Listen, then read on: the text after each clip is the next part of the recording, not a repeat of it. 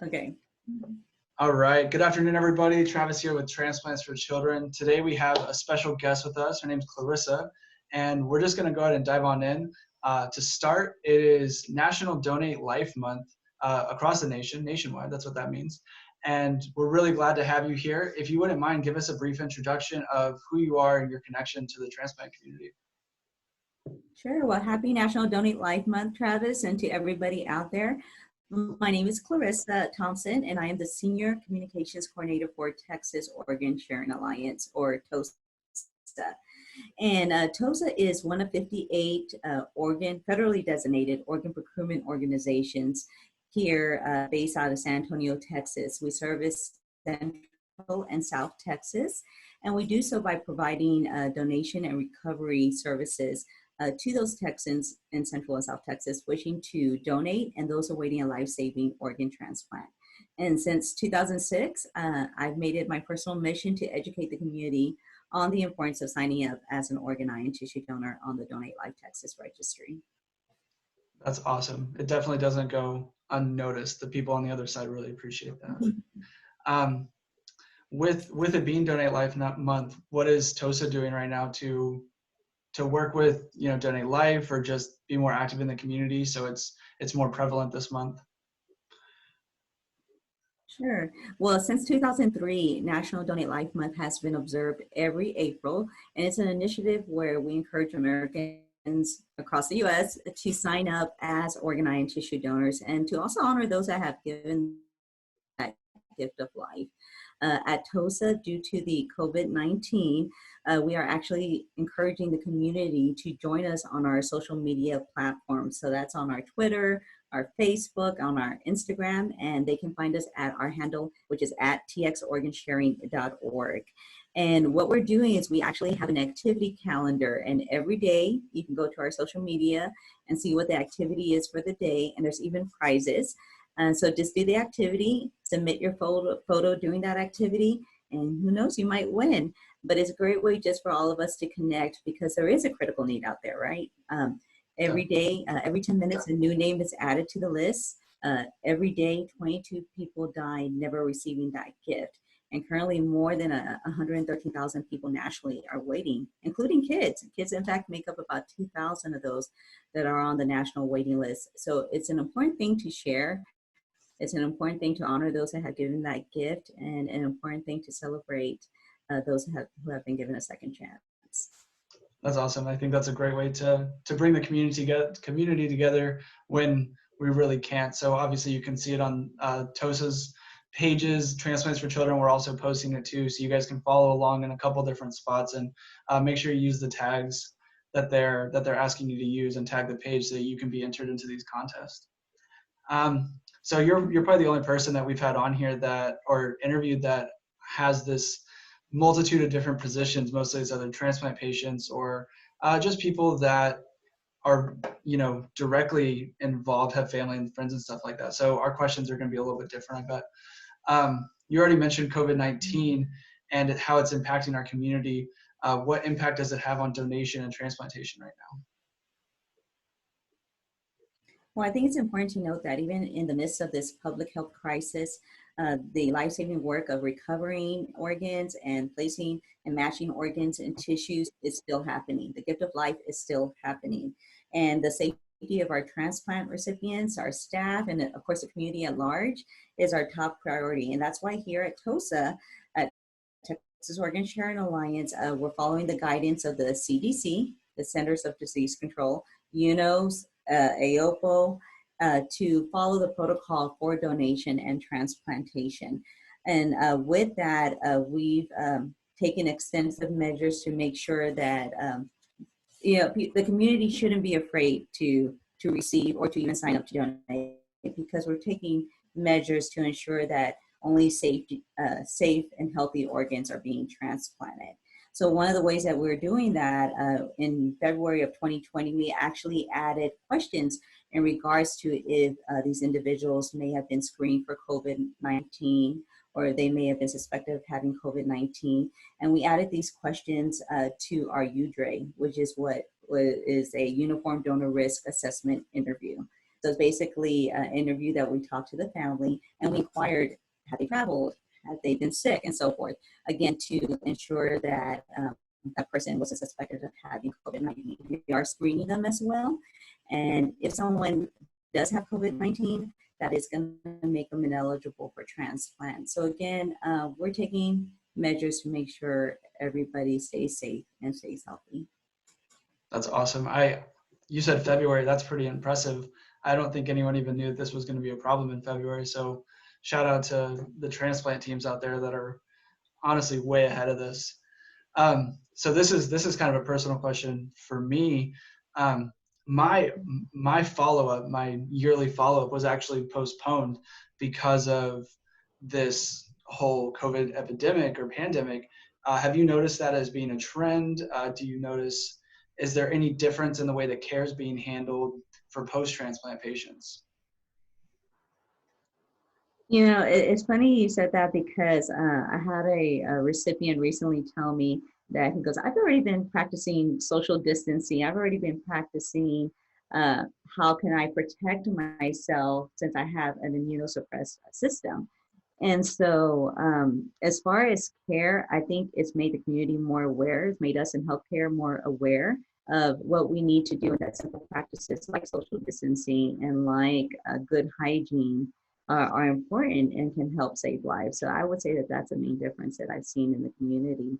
For transplant recipients out there, want to remind them social distancing, very important to do. Keep washing your hands, avoid touching your eyes and your face. And if you suspect anyone is sick, yeah, don't do any of this. If you suspect anyone is sick, you know, stay away. If you are sick, stay at home. That's really going to be the best way that we can help flatten the curve.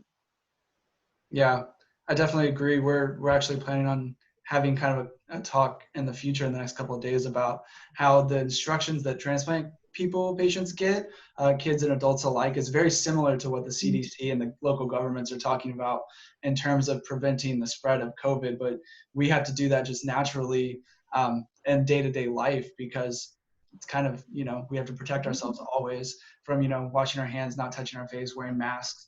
All that kind of stuff is generally recommended depending on how far out from your transplant you are and the type of medication that you're on. Mm-hmm. My next question for you is, how can the community help in a time like this? Is there anything that, you know, people can do day to day that's useful for transplant patients, parents, donors, anyone like that? Well, in addition to, of course, the social distancing and good hygiene, many people have seen in the community that hospitals, their services, even at TOSA, our care of patients, the equipment that we need, the PPE, is starting to run low. So if you have a giving heart and you want to give back, this is a great way that you can consider giving back. And that is to possibly donate face masks, shields, whatever kind of PPE equipment you can donate that. You can donate to TOSA or donate it to the hospital or whatever charity or medical facility you see where that can be most helpful. Donating blood. Blood's a different kind of donation from the Donate Life Texas Registry, but it's something so critical and it's something in dire need of right now. And any act of kindness, I think this is a great time where the community is really coming together. We're helping each other out. And I think doing something good for someone else makes you feel better. So feed the soul as well as taking care of yourself on the outside, I think it's really important. And I think that those are all ways that we can help. And last but not least, to, of course, encourage others to sign up and donate life. That sounds great. Yeah, it sounds like something we could all chip in for, whether you have extra gloves at home from a hospital visit or extra masks, or you want to make masks and donate them that way. I know a lot of people out there are sewing and stitching stuff together right now. Yeah. Another topic that we want to talk about is communicating with the donor family. So I know that TOSA is really an integral part in communicating with donor families post-transplant, and it's all anonymous and all of that. We all know that. But during this time with you all working from home, is that still possible? Is it still, if someone's looking to find their donor or contact them and say thank you, even if it's an anonymous letter, is that still possible? Yes, it is still possible. So even during this public health crisis of the COVID-19, TOSA and our staff are still working. Our clinical staff are still working 24/7. Our regular staff that handles like the correspondence, for example, we still go and work every day, even though we're doing it remotely from our home. Risk to do to reach out to their donor family, or we have a donor family here and they want to reach out to the recipient. TOSA does facilitate that in our area, and TOSA covers from Central to South Texas, so from Waco all the way down through the Rio Grande Valley and out to Laredo. And so if someone's wanting to write, we do have a correspondence program in place. And just to give you some general guidelines for that, anyone can write a letter. The letter does have to be sent, typically sent through your transplant center and onto TOSA. But if you want to send it directly to TOSA, that's perfectly fine. We want you to include a cover page that will have your transplant center, your date of transplant, and your name, and your contact info in case we have any questions to reach you. Once you submit that letter, the letter should remain anonymous. So you can talk about yourself, you can say your first name, but we ask that you not include any last names. You can include a picture, but do make sure that the picture isn't identifying. One time I received a picture and it was someone in front of the Alamo, and I'm like, they might figure out that you're from San Antonio. So be sure that it's a picture that doesn't have any descriptives in it. And just share your heart.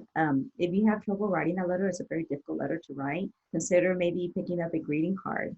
But at any time, you can always contact our Donor Family Services program or our Donor Family Services department, and they can help you in guiding you. And all these guidelines are on our website at tosa1.org. A lot of people often ask me too, can I ever meet my donor family? And what our criteria is that at this moment, that at least one letter be exchanged between the donor family and recipient. And then at that point, if both parties have exchanged at least one letter, consent release forms can be signed. So it varies from state to state and from OPO to OPO. So again, check out those guidelines at tosa1.org. Awesome, and I love that. We'll hyperlink that in this post so that people can do that. We all have a lot of time right now, so maybe this is the perfect time to dive into finding that family. And even if you don't want to meet, just saying thank you. I think that's a huge deal. So for my last question, we're going to change gears, and I'm going to ask you about mom mode. So what are some things that you've done to keep your three children happy and occupied? Because I'm an adult and I am getting stir crazy already, but you have little ones. How are you? Is there any like tips or tricks that you have for the parents out there and that are working from home and doing it all? I think I'm learning with every other parent. I've always appreciated our teachers. They do a wonderful job, but I even appreciate them more. I have an 11, 9, and 7-year-old, Hayden, Levi, and Kira, and I've been impressed. They actually have taught me a couple of things, like on Google Docs and some of the computer Awesome. programs they have to use, for their online distance learning. So we're learning a lot about that. They love the fact that we have more family time. So we're doing lots of board games, playing outside in our front lawn, and we for sure going to be taking part in TOSA's daily activity. So that's going to be another for us to go online and post some pictures and help spread the Donate Life message as well. So we're having a good time and enjoying being around each other a little more. That's awesome. Well, Clarissa, thank you for getting on today and chatting with us here at TFC. We appreciate everything you do for our community and the TOSA community at large. Is there anything you'd like to add before we jump off today? Well, I just want to remind everyone, I want to thank everyone for coming on and taking time. I want to thank Transplants for Children. It's a great organization, especially for our young people who are on that transplant journey. But we all can take a part in giving the gift of life. And it's something very simple to do. And it's something you can do right now that we have time. You can go online at tosa1.org, which is TOSA1.org, to register onto the Donate Life Texas registry. And I do want to make a quick note that the Donate Life Texas registry is the official registry to become an organ, eye, and tissue donor, and is usually indicated by a heart on your license. So if you don't have that heart on your license, most likely you're not on the state registry. We're also different from other kinds of registry, like the bone marrow or the blood, donating blood. I have very often people say, well, I was told I couldn't donate blood, so I didn't think about signing up to be an organ tissue donor. And the criteria is different, the registries are different. So go online, you can learn all the facts. And if you have any questions, you can visit us at TOSA1.org. And you can even ask for me personally. My name's Clarissa, and I'm happy to help you out. But thank you for having us. Thanks, guys. Have a good night. Bye.